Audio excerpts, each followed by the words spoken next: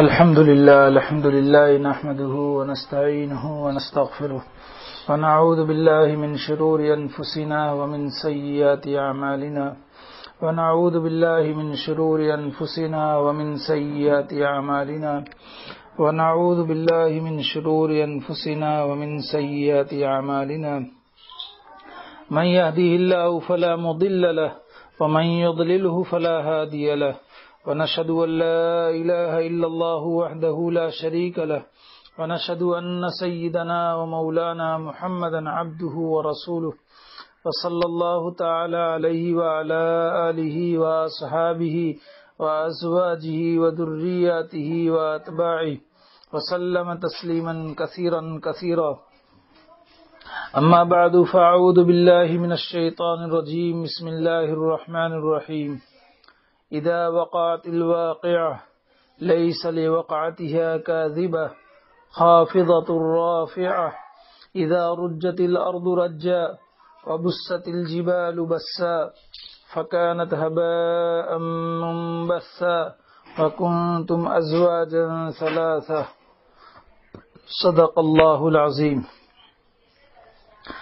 جب قیامت آوے گی جس کے واقع ہونے میں کوئی خلاف نہیں تو وہ پست کر دے گی بعض کو اور بعض کو بلند کر دے گی، جبکہ زمین کو سخت زلزلہ آئے گا اور پہاڑ بالکل ریزہ ریزہ ہو جاویں گے، پھر وہ پراگندہ غبار کی طرح ہو جاویں گے اور تم سب تین قسم ہو جاؤ گے۔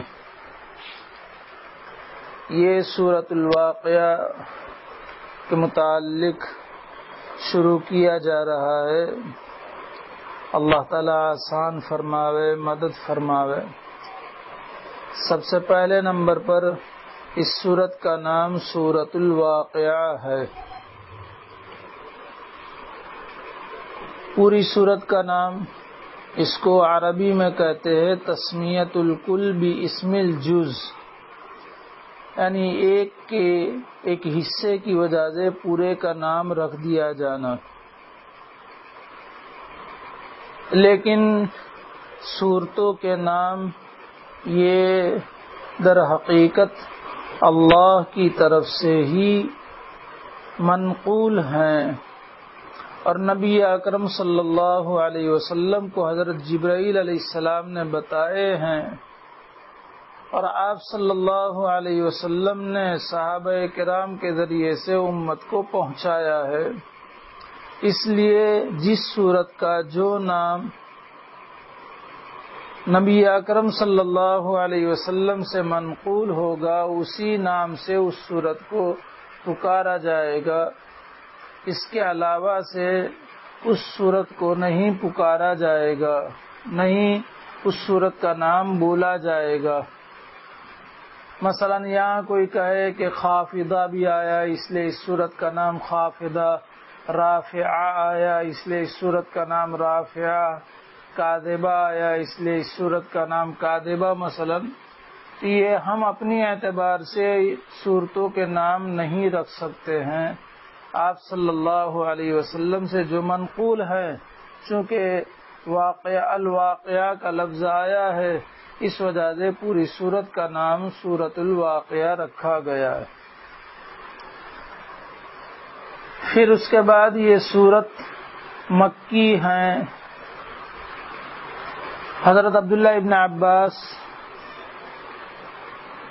اسی طرح حضرت حسن، اکرمہ، حضرت جابر، عطا وغیرہ رحمہم اللہ کا یہ قول ہے کہ یہ مکی ہیں، اور مکی ہونے کا مطلب یہ ہے کہ ہجرت سے پہلے جو صورتیں نازل ہوئی اس کو مکی کہا جائے گا، اور ہجرت کے بعد جو نازل ہوئی اس کو مدنی کہا جائے گا۔ ہجرت سے پہلے نازل ہوئی، چاہے پھر وہ مکہ معظمہ میں نازل ہوئی ہو، چاہے کسی اور جگہ پر نازل ہوئی ہو، لیکن ہجرت سے پہلے نازل ہونے کی وجہ سے اس کو مکی کہا جائے گا، اور مدنی کا مطلب ہجرت کے بعد نازل ہوئی ہو، چاہے پھر وہ مدینہ منورہ میں نازل ہوئی ہو یا پھر ہجرت کے بعد خود مکہ معظمہ میں نازل ہوئی ہو یا کسی اور جگہ پر نازل ہوئی ہو، لیکن اسے مدنی کہا جائے گا۔ یہ ہے مکی ہونے کا مطلب۔ اس سورت سے پہلے سورہ رحمان ہے، سورۃ الرحمن ہے۔ چونکہ عقل مند کے کلام میں ربط ہوا کرتا ہے تو باری تعالیٰ کے کلام میں بھی ربط، آیتوں کے درمیان ربط اور سورتوں کے درمیان میں ربط، یہ اس لیے علماء نے اس کے اوپر مستقل کلام کیا ہے۔ اور یہ بھی سمجھنا ضروری ہے کہ سورہ رحمان میں کیا مضامین تھے، سورہ واقعہ میں کیا مضامین، اور کس اعتبار سے دونوں میں ربط ہے۔ تو سورہ رحمان میں تقریباً پہلے رکوع تک اللہ تعالیٰ نے اپنی قدرت اور عظمت کی نشانیاں بیان فرمائی ہے۔ پھر اس کے بعد عالم اور دنیا کے فنا ہونے اور قیامت کے برپا ہونے کا ذکر ہے، قیامت کے بعد کے حالات ہے، اور پھر بروں کا حال ذکر کیا ہے، اور پھر نیکوں کا حال ذکر کیا ہے اور ان کی نعمتوں کا ذکر کیا ہے۔ پھر نیک لوگوں کی بھی دو قسم ہیں، ایک اعلیٰ درجے کے مقربین، ان کی نعمتوں کا تذکرہ ہے، اور دوسرے ان سے کم درجے کے، ان کی نعمتوں کا باری تعالیٰ نے سورہ رحمان میں تذکرہ کیا ہے۔ سورہ واقعہ میں بھی کچھ ایسا ہی ہے۔ سورہ واقعہ میں سورت کی ابتدا ہی قیامت کے واقعات سے ہے، جیسا کہ شروع ہوگا تب معلوم ہو جائے گا۔ کہ اس کے بعد اللہ تعالیٰ نے نیک لوگوں کے احوال بیان کیے اور ان کی نعمتوں کا تذکرہ کیا۔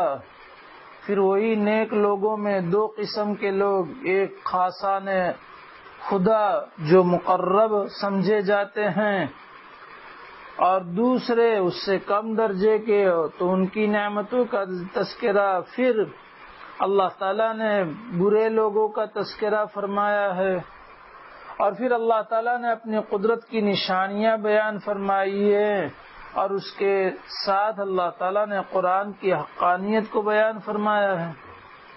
تو اس اعتبار سے سورہ واقعہ کے جو مضامین ہیں اسی طرح کے مضامین تقریباً سورہ رحمان میں بھی ہیں۔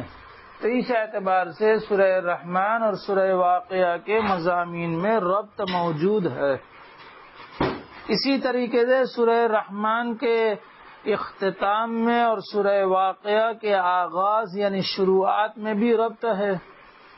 سورہ رحمان کا آخری حصہ جو ہے، جس میں اللہ تعالیٰ کی قدرت اور اللہ تعالیٰ کے بڑائی کا تذکرہ ہے، تبارک اسم ربک ذی الجلال والاکرام، اللہ تعالیٰ کی صفات کے ذو الجلال ہے، ذو الاکرام ہے، رب ہے، اور جب وہ ذات والا صفات ایسی ہے تو اس کا نام بھی بڑا برکت والا ہے۔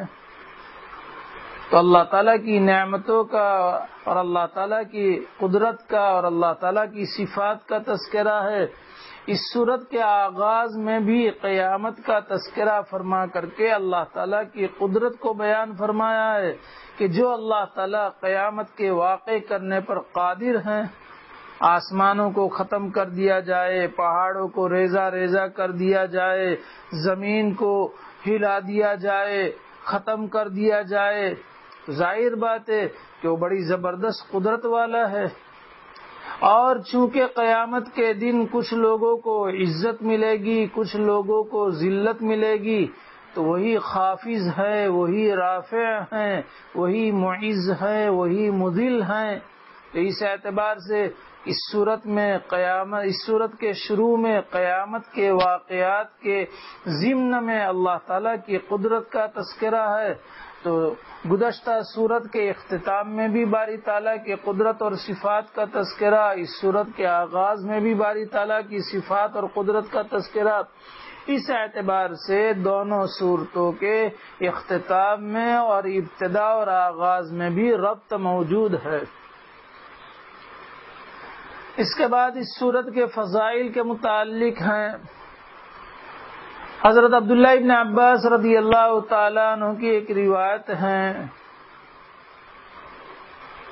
کہتے ہیں کہ ایک مرتبہ حضرت ابوبکر رضی اللہ تعالیٰ عنہ نے نبی اکرم صلی اللہ علیہ وسلم کے بالوں میں کچھ سفیدی دیکھ کر کے عرض کیا، شبت یا رسول اللہ۔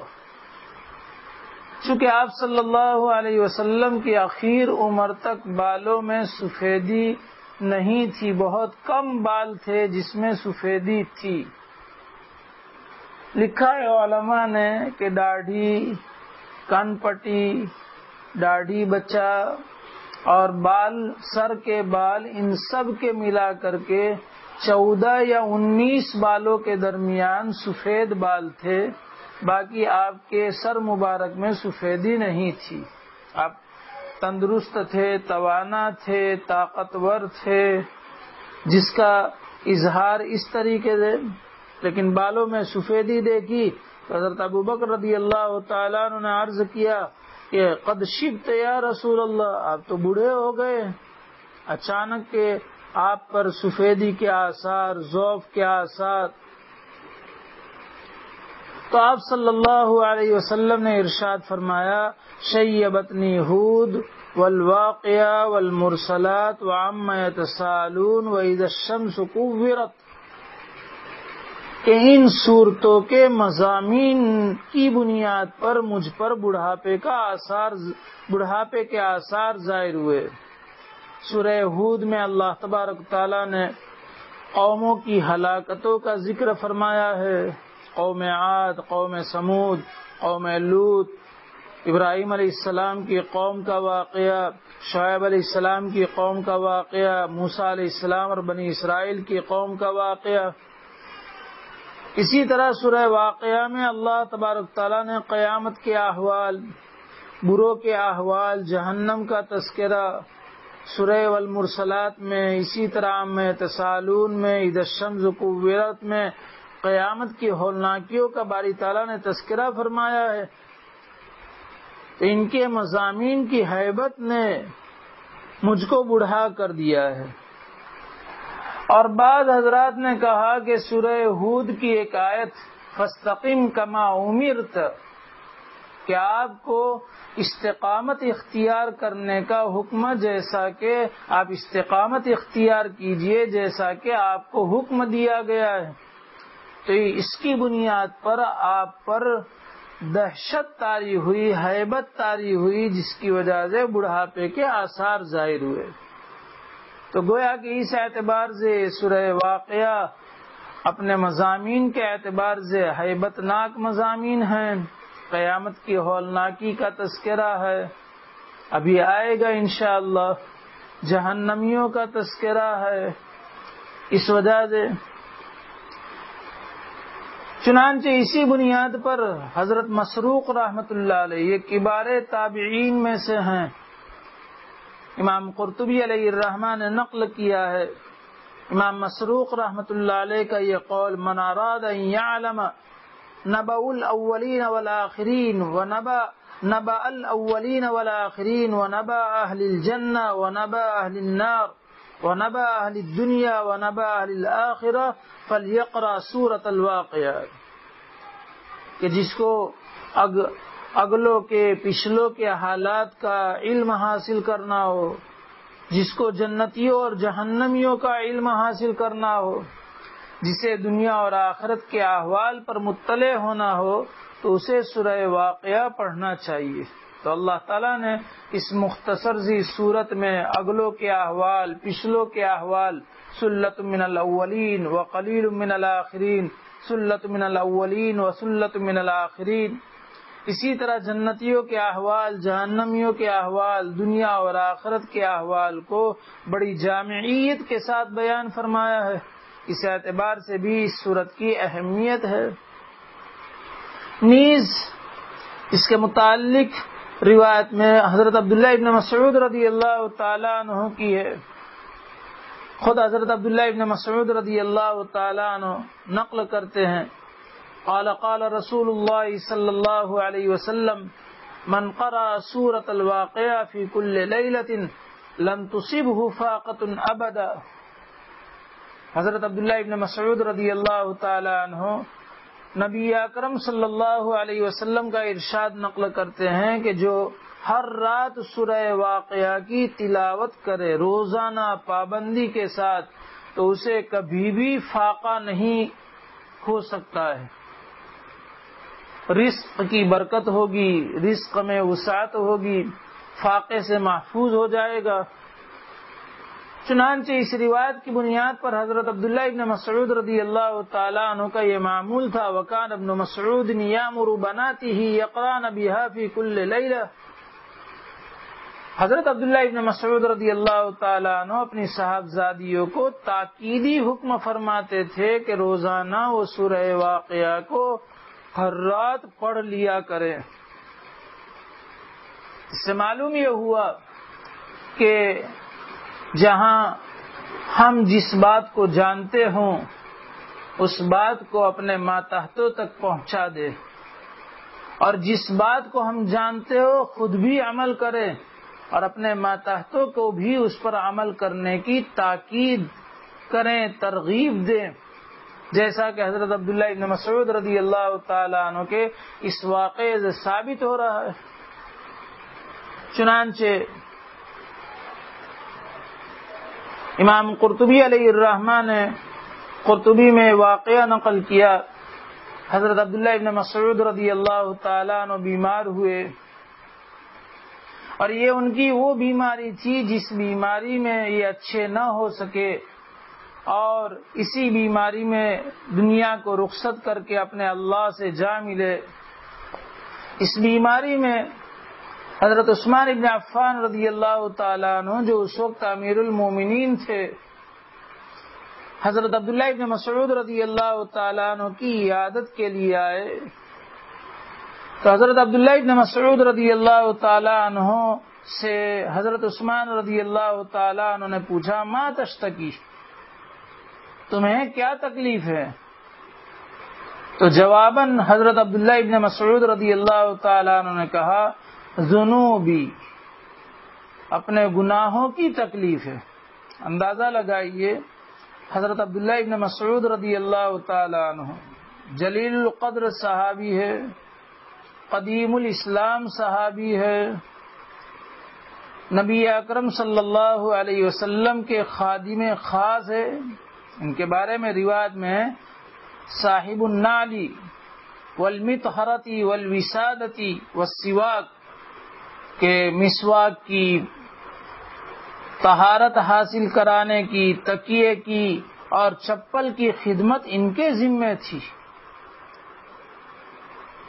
اور امام ترمذی علیہ الرحمہ نے شمائل ترمذی میں حضرت عبداللہ ابن مسعود رضی اللہ تعالیٰ عنہ کے متعلق نقل کیا ہے کہ چال ڈھال میں، بات چیت میں، حرکات و سکنات میں بالکل آپ علیہ الصلاۃ والسلام کی طرح تھے، صرف شکل و صورت اور شباہت میں تھوڑا سا فرق تھا کہ آپ علیہ السلام گورے چٹے تھے اور حضرت عبداللہ ابن مسعود رضی اللہ تعالیٰ عنہ تھوڑے سانولے رنگ کے تھے۔ باقی جس نے حضرت عبداللہ ابن مسعود کو دیکھا گویا کہ اس نے آپ صلی اللہ علیہ وسلم کو دیکھا۔ ایسا جلیل القدر صحابی دنیا سے جاتے وقت اپنے گناہوں کا استحضار اور اس کی وجہ سے ڈر اور اس کا خوف محسوس کر رہا ہے۔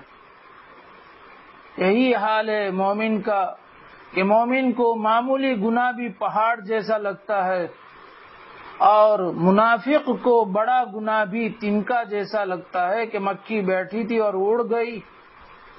اللہ معاف فرمائے، ہمارا حال یہی ہے، گناہوں سے ڈرتے رہنا۔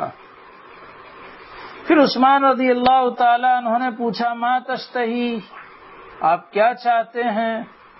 تو فرمایا رحمت ربی، اپنے رب کی رحمت چاہتا ہوں۔ رب کی رحمت بہت بڑی چیز ہے، مانگنا چاہیے۔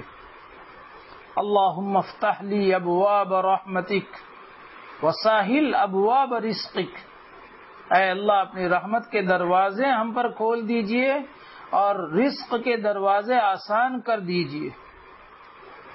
آج پوری دنیا میں رزق کا مسئلہ ہوا بنا ہوا ہے اور سب کو اسی کا فکر ہے،